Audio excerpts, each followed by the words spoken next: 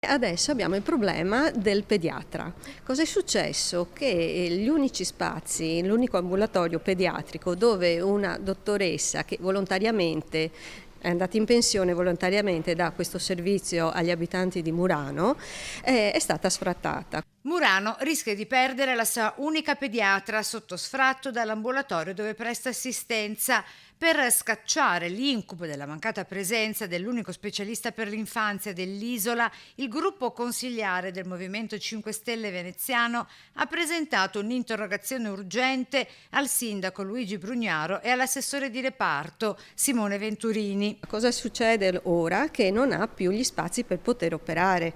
Ha fatto delle richieste all'amministrazione e anche all'USL, però per adesso non è stato percorribile nessuno di questi due eventualità. Puntuale la replica di Cafarsetti con l'assessore Paola Mar. La richiesta è di una pediatra in pensione che svolge non servizio pubblico, ma servizio attività professionale, quindi se noi inducessimo questa spirale, qualsiasi medico potrebbe chiederci gratuitamente o a canone calmierato un servizio per svolgere attività personale con una chiarissima distorsione del mercato. Inutile sostenere che la pediatra in questione svolga l'attività di specialista in libera professione, sì, ma a titolo volontario, in quanto già in pensione, con l'onorario percepito che serve a coprire i costi di affitto e tasse. Il comune dovrebbe farsi parte attiva della questione, ponendosi come ponte tra la ULSS 3 e la comunità,